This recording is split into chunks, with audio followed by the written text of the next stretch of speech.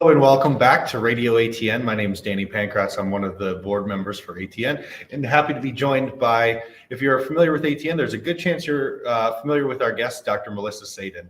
Melissa, thanks for being here and talking to us. I'm very happy to be here, Danny. I'm really happy to be here. I'm happy we're here. I'm happy so many people are here. So yeah, thanks. Yeah, so many people are here.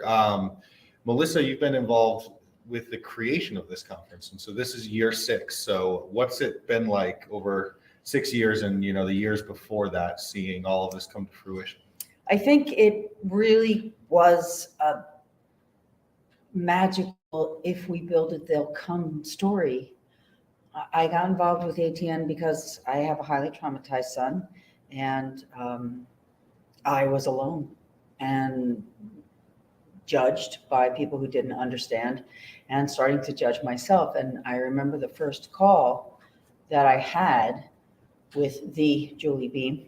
And then she invited me to a Zoom chat because members of ATN have always been all over the country.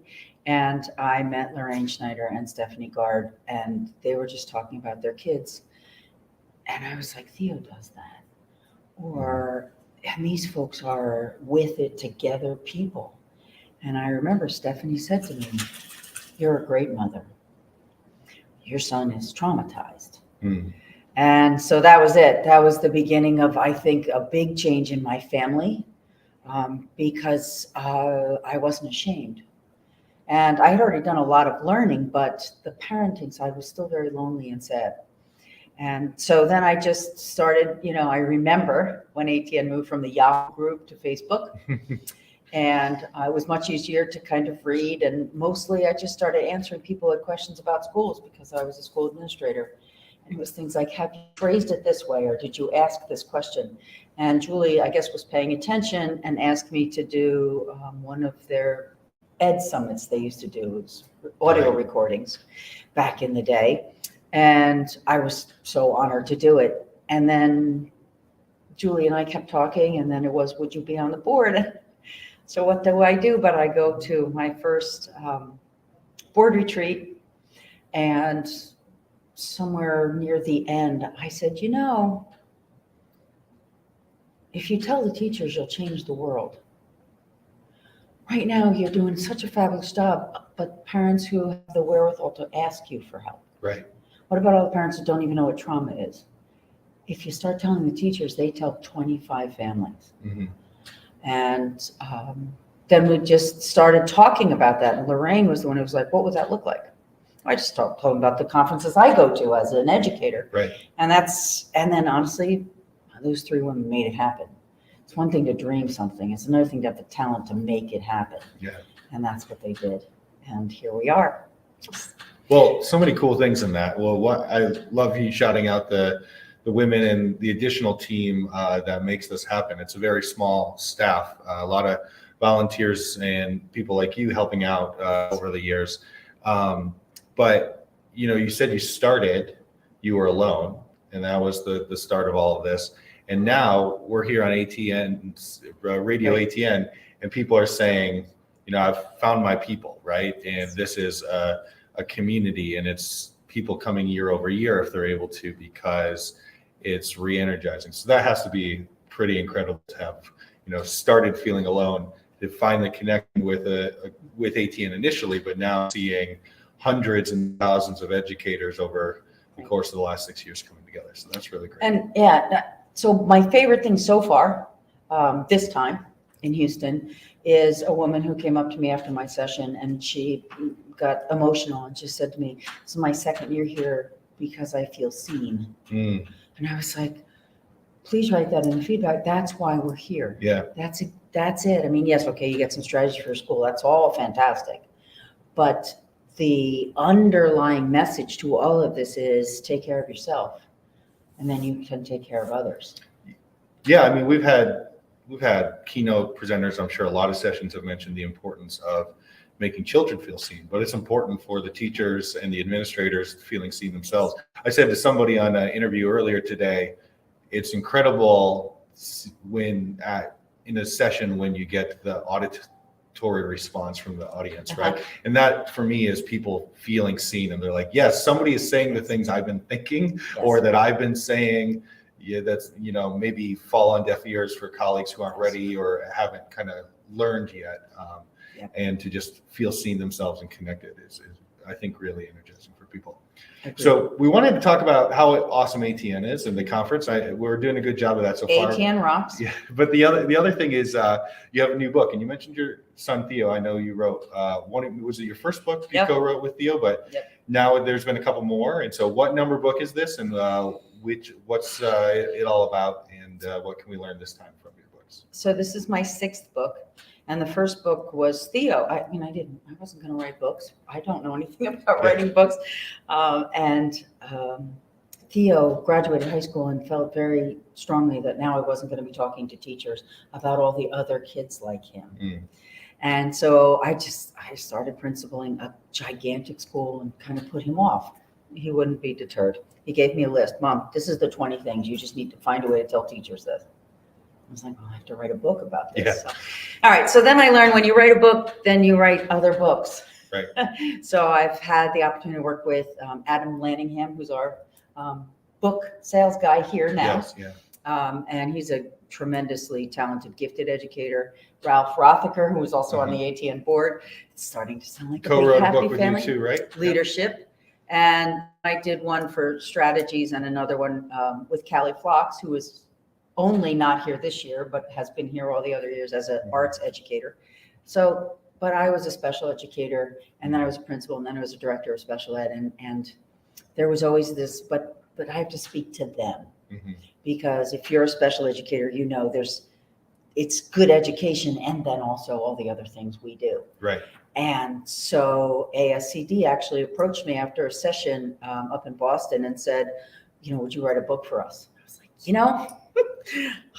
I need to write this last book.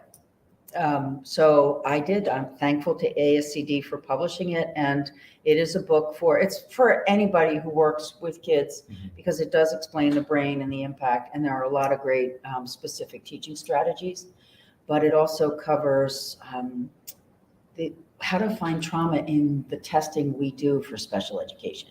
The tests work. They're wonderful. Right. We don't need new ones, but you need to know how to look at the discrepancies. So there's a chapter about that. And there's a chapter, everybody wants to talk about behavior modification and FBAs. And it seems to be throw them all away, or we have no choice. We have to do this.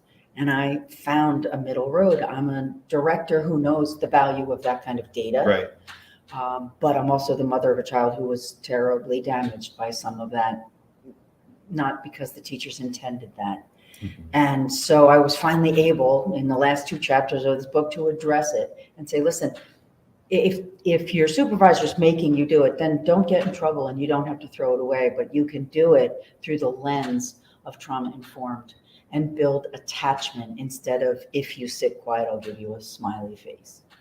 And so I was really thrilled that this book gave me a chance to finally put that in writing. And, the Bowmans who are here. Right. We talked to them earlier. There's a lot of folks out there, Ross Green, doing this work too. So I was very happy to put my particular spin on this very important topic that's out there. People, the room was full. People were like, what do I do if I have to do this? Right. Well, that's great. Well, congratulations on number 6. We'll see if it really is your last one. I'm sure you have more to say at some point. So my last question for you is, when this conference turns 10 years old in a couple of years, what do you think will be different from right now, or what's kind of the next thing that we should be thinking about going forward? One of my favorite things to hear from people is, this is the 3rd conference, or this is my 2nd. They come back. And either I ask them or they offer. I come back because sometimes we have a lot of presenters who are so dynamic, and they come back every year and it's never the same. Right. I just actually had somebody say they saw somebody who's been with us for quite a while, and they were like, she was awesome, and I learned a whole bunch of new things. And she said, sometimes you go to conferences, if you go more than once, the presenters are doing the same thing. So in 10 years, I think we're still going to be doing that. We always find people, Stephen Porges has done a tremendous job of contributing to the neuroscience of this. and he was happy to come to ATN. Ross Green was happy to come to ATN. Sport leaders here.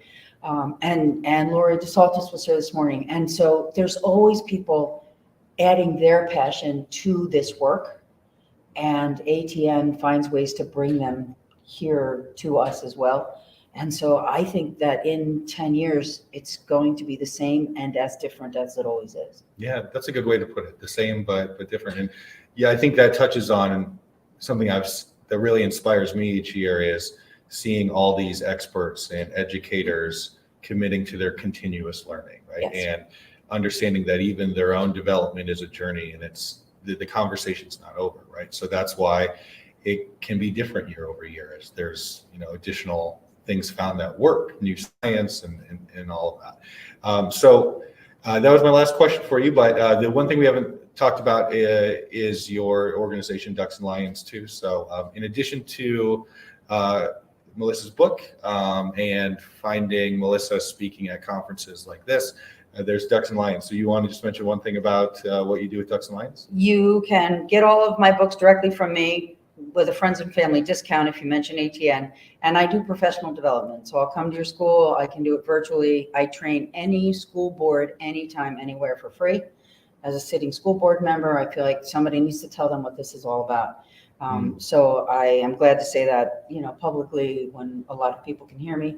And, if you want professional development and to help you along in your journey, then find me on my website. Great. And if you're here with us in Houston, Ducks and Lions is exhibiting in the exhibit hall, and Yes, there's we still are. some time, and you can find, if you're virtual, I think find information in the app as well, Yes. or Yep, on the I'll be screen on here if you're watching later on. But Melissa, thank you for your time on Radio ATN, presenting at this conference, and all of the many years of being involved in not just ATN, but this movement in general. It's really great to be celebrating 6 years with you, and hopefully 10 years from now, we're having another conversation about that. Thank you, Danny. I'm happy to be here.